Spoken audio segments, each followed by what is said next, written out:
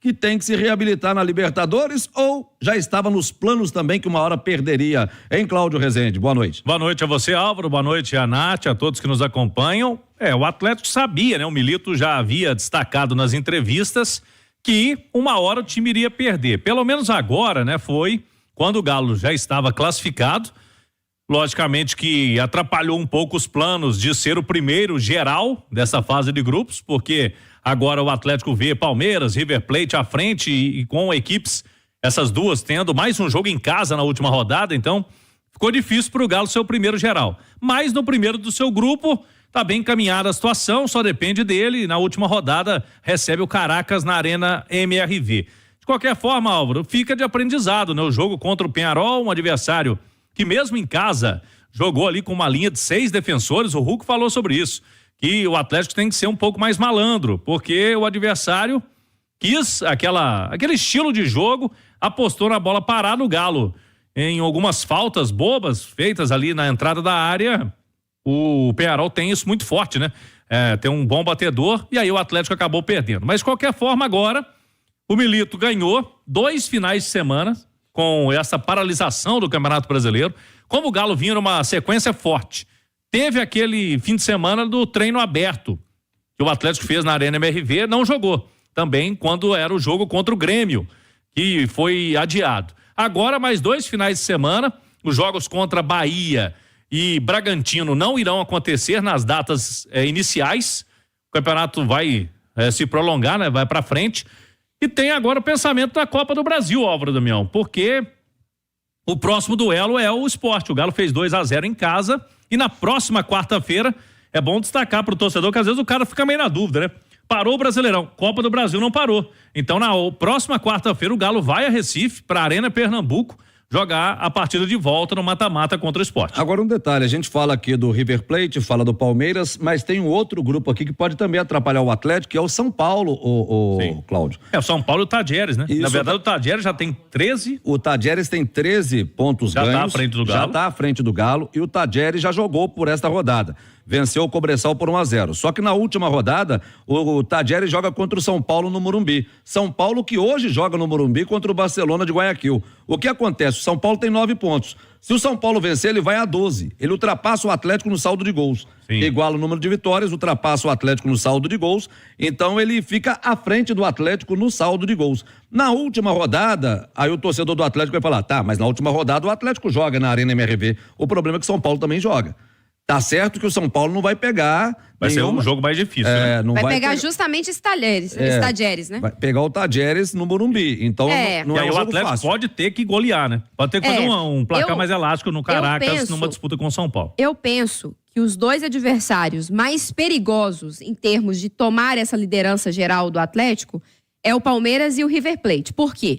Porque eles já chegaram aos 13 pontos e porque ambos vão jogar dentro de casa na última rodada com adversários mais acessíveis. Tudo bem que o Palmeiras, naquele primeiro jogo, na abertura da fase de grupos, empatou com o São Lourenço na Argentina, mas agora jogando dentro do Allianz Parque, vindo de 4 vitórias consecutivas, o time mais ajustado, mais organizado, eu acho que é um jogo... Palmeiras naquele jogo. É pra um final do Campeonato Paulista, exatamente. Eu acho que é um jogo bem palpável ao Palmeiras vencer o São Lourenço. E acho também que o River Plate vai vencer o Deportivo Táchira, que é o pior time do grupo, inclusive, só tem 1 ponto de um empate conquistado, deve vencer o Deportivo Táchira dentro do Monumental de Núñez. Então eu acho que tanto o River Plate quanto o Palmeiras vão chegar aos 16 pontos. Qual que vai ser o diferencial entre eles? O saldo de gols. Hoje, o Palmeiras tem um saldo melhor. Inclusive, tem saldo melhor que o próprio River, que o próprio Tadieres, que o próprio Atlético. O Palmeiras tem saldo de 9. Afinal de contas, a gente não pode deixar de lembrar que na rodada anterior,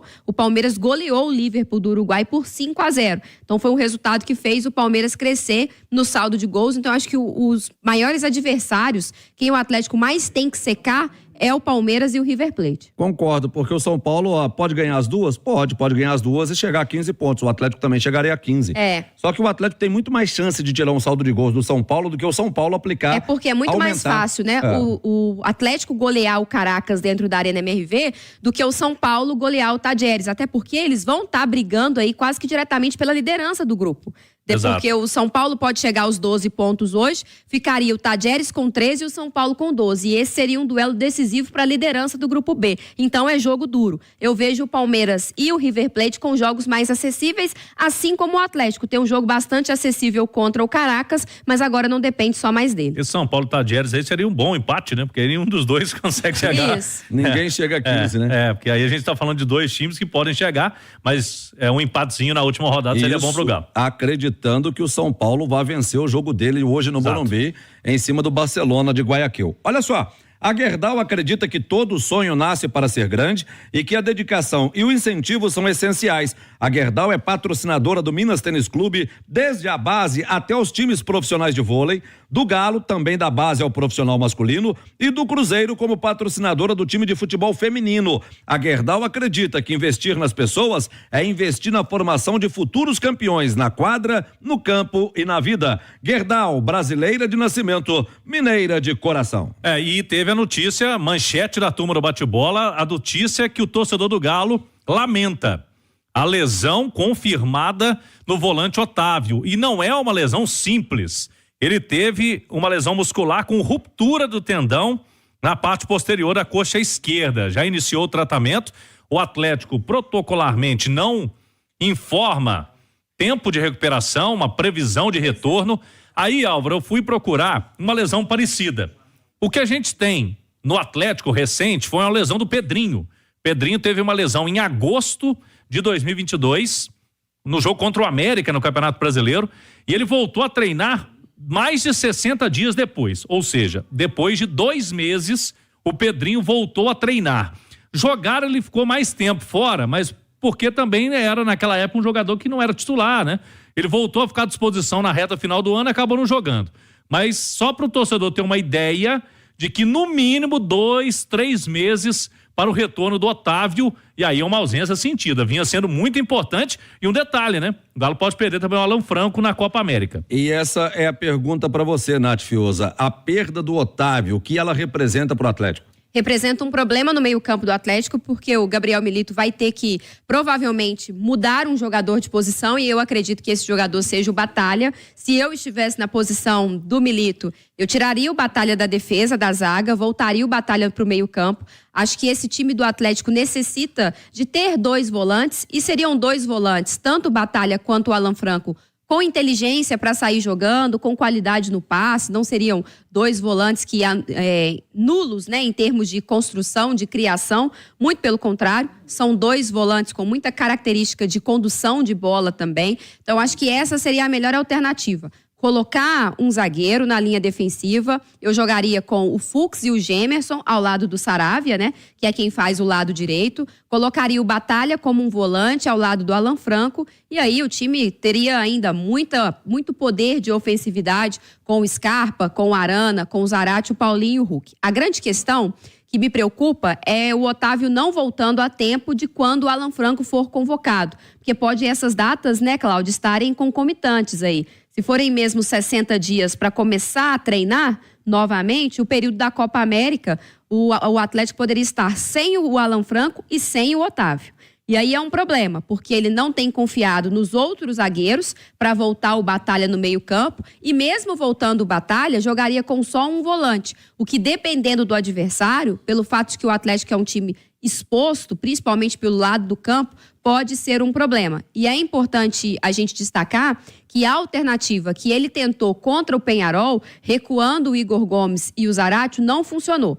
Porque a gente tem que falar, né, ô Damião, marcar como um meia lá na frente, pressionando os atacantes adversários, é uma coisa.